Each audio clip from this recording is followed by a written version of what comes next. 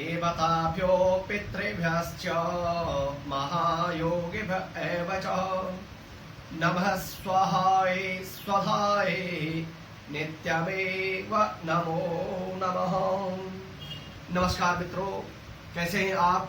उम्मीद करता हूं आप बिल्कुल सकुशल होंगे। आज आपके लिए लेकर के आया हूं मैं पितृपक्ष के महत्व को। मित्रों, 1 सितंबर 2020 से ही पितृपक्ष का प्रारंभ होगा और जो 17 सितंबर 2020 तक चलेगा। 1 सितंबर को पूर्णिमा के श्राद्ध होंगे, 2 तारीख को प्रतिपदा यानी पड़ेवा के श्राद्ध होंगे, 3 और 4 तारीख को द्वितीया के श्राद्ध 2 दिन में होंगे और उसके पश्चात निरंतर अपनी तिथियों पर श्राद्ध होंगे। 17 को पितृ विसर्जनी अमावस्या होगी। मित्रों, जो हमारे पितृपक्ष का समय होता है 16 दिन का, इस समय हमारे जो पितर होते हैं वह हमारे सबसे नजदीक होते हैं। हमारा जो पितृलोक है वह माना गया है चंद्रमा पर। चंद्रमा और पृथ्वी की जो दूरी होती है वह इन 16 दिनों में सबसे कम होती है। चंद्रमा पृथ्वी के सबसे करीब से होकर के जाता है। हमारे पितर लोग हमारे घर के पास से निकलते हैं और गरुड़ पुराण में ऐसा लिखा हुआ है कि हमारे पितर प्रतीक्षा करते हैं कि हमारे जो वंशज हैं वो कोई हमको जल देगा, भोजन देगा। उसका एक पौराणिक कारण ये भी है कि जो 16 जुलाई को सूर्य का दक्षिणायन काल होता है, उस दिन से देवताओं की रात्रि और पितरों का दिन का प्रारंभ होता है। आश्विन के कृष्ण पक्ष आते आते ये देवताओं की मध्यरात्रि और पितरों का मध्याह्न दोपहर का समय हो जाता है। सबको आवश्यकता होती है भोजन की, पितृ लोगों की भी आवश्यकता होती है भोजन की, और उनके जो वंशज होते हैं, नाती पोते पुत्र पौत्रादि, उनसे उम्मीद करते हैं कि कोई हमको भोजन कराएगा। मित्रों, गरुड़ पुराण में ऐसा लिखा है कि 16 दिन तक पितृ प्रतीक्षा करते हैं कि हमको कोई भोजन देगा, कोई जल देगा। अगर 16 दिन तक अगर उनको कुछ दिया न गया तो कहा श्राप दे करके और वहां से विदा लेकर के चले जाते हैं। इसलिए मित्रों, हर व्यक्ति को पितृपक्ष में श्राद्ध करने चाहिए जिसके माता पिता न हो। माता पिता के न रहने पर अब सबसे पहले प्रश्न होता कि श्राद्ध कब किया जाए। जिन लोगों को अपने माता पिता की मृत्यु की तिथि याद हो या न भी हो तो अपने पंडित जी से पूछ करके और अपनी तिथि का पता कर लें कि हमारे पूर्वजों का श्राद्ध की तिथि क्या होगी। उस दिन आप अपने पंडित जी को बुला करके और अपने घर में तर्पण करें, ब्राह्मणों को भोजन करावें या उनको सीधा जो कच्चा भोजन है वह दान करें। वह पितरों को निश्चित रूप से प्राप्त होता है।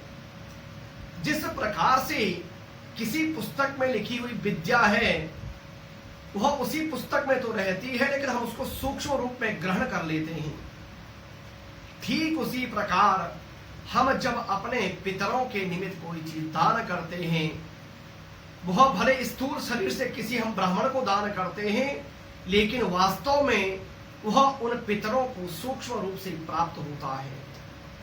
पुराणों में तो यहां तक वर्णन है कि अगर कोई किसी अन्य 84 लाख योनियों में किसी योनि में भी इस समय में हो, जिस भी योनि में वह होता है उसको वह प्राप्त होता है। इसलिए हमारे जो पितर होते हैं वह प्रतीक्षा करते हैं कि हमारे वंश में कोई ऐसा सनगामी पुत्र होगा जो हमारी श्राद्ध कर्म आदि करेगा। मित्रों, पुत्र को स्वयं भगवान ब्रह्मा ने पुत्र नाम से संबोधित किया है, यानी जो अपने पितरों को पुम नाम के नरक से तारे वह पुत्र कहलाता है। और जो पुत्र अपने माता पिता के मरने पर क्रियाक्रम न करता हो, उनके उसके बाद श्राद्ध न करता हो, वह पुत्र तो का गरुड़ पुराण में यहां तक कहा कि वह तो विष्टा के समान होता है। इसलिए मित्रों, पितरों का हमको आशीर्वाद मिले उसके लिए आप हमेशा श्राद्ध कर्म करें। अब श्राद्ध 3 तरह के होते हैं। पहला श्राद्ध होता है वह होता है मासिक श्राद्ध। मासिक श्राद्ध होता है जब कोई व्यक्ति मरता है, मरने से लेकर के और साल भर के मासिक श्राद्ध के बाद होता है एकोत्तिष्ठ श्राद्ध। मित्रों, जो एकोत्तिष्ठ श्राद्ध होता है वह व्यक्ति के मरने की जो तिथि होती है उस तिथि में प्रत्येक वर्ष होता है। एकोत्तिष्ठ की जो श्राद्ध की परंपरा है विशेष करके हमारे कुमाऊं मंडल में विशेष रूप से प्रचारित है। हर व्यक्ति श्राद्ध एकोत्तिष्ठ का करता है। और तीसरा होता है पारण श्राद्ध, जो अभी हम लोग जो पितृपक्ष आ रहा है इसको बोलते हैं पारण श्राद्ध या ऋतु श्राद्ध। ये शरद ऋतु में श्राद्ध पक्ष आता है और इसमें जिसको माता पिता की तिथि याद हो तिथि पर करें, जिसको तिथि न मालूम हो वह पिता की अष्टमी तिथि को, माता की नवमी तिथि को, और नहीं तो पितृ विसर्जन अमावस्या के दिन सबके श्राद्ध एक साथ कर सकता है। मित्रों, हमारे गढ़वाल मंडल में एक बड़ी शंका बनी रहती लोगों के मन में और बड़े प्रश्न आते हैं कि जो किसी के 3-4 पुत्र हो तो जो बीच के पुत्र होते हैं श्राद्ध नहीं कर सकते। मित्रों, ऐसा कहीं नहीं है। गरुड़ पुराण में लिखा है कि जब माता पिता मरे उनकी जो प्रेत क्रिया होती है और वार्षिक श्राद्ध तक की वह एक पुत्र को करनी चाहिए और एक घर में करनी चाहिए। लेकिन अगर आपकी संपत्ति का बंटवारा हो गया यानी अलग अलग सब भाई लोग रह रहे हैं तो जो जहां पर है वह वहां पर अपने माता पिता का श्राद्ध करे, क्योंकि जो भी व्यक्ति करता है उसके पुण्य उसको प्राप्त होते हैं, किसी दूसरे को नहीं मिलते हैं। इसलिए हर व्यक्ति को श्राद्ध अपने माता पिता का करना चाहिए। दूसरा, एक प्रश्न और आता कि जिसके घर में या परिवार में कोई मर गया उस साल किसी का श्राद्ध नहीं करते हैं। मित्रों, ऐसा बिल्कुल नहीं है। जो व्यक्ति मरता है सिर्फ उसके श्राद्ध उस वर्ष में नहीं होते जब तक उसका वार्षिक श्राद्ध ना हो।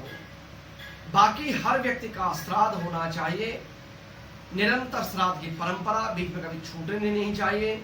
वैसे तो नियम है कि किसी के श्राद्ध अगर छूट जाए उसको फिर प्रायश्चित गौदान करना पड़ता है, तब वो श्राद्ध शुरू करता है। इसलिए आप श्राद्ध करें। श्राद्ध किसी कारणवश न कर पा रहे हो तो अपने ब्राह्मण को कच्चा भोजन दक्षिणा पूरा का पूरा आप दे दें, वह भी पितरों को प्राप्त हो जाता है। इस प्रकार से मित्रों, आप निश्चित रूप से अपने पितरों के प्रति श्रद्धा रखें। देखो, अगर हम किसी भगवान की जब पूजा करते हैं ना तो भगवान की पूजा मैं नहीं करूंगा, आप नहीं करोगे, कोई तीसरा करेगा, हजारों लाखों लोग करने वाले हैं। लेकिन आपके पितरों की जो पूजा है ना दोस्तों, वह और कोई नहीं कर सकता। करोगे तो आप करोगे, नहीं करोगे तो दूसरा कोई नहीं कर सकता। मित्रों, इसके बाद की जो अगली वीडियो है उसमें मैं आपको बताऊंगा कि श्राद्ध में तर्पण कैसे करना चाहिए। आज मित्रों, आप इसको देखें, इसको सुने और निश्चित रूप से एक प्रण अपने जीवन में लें कि हम अपने माता पिता की जीवित रहते हुए उनकी सेवा करें, और यदि माता पिता न हो तो हम उनका श्राद्ध हर साल करेंगे, श्रद्धा के साथ करेंगे, क्योंकि श्राद्ध का मतलब ही होता है श्रद्धा। जो श्रद्धा से धारण किया जाए वह श्राद्ध कहलाता है। मित्रों, फिर मिलते हैं एक नए वीडियो के साथ। तब तक के लिए नमस्कार।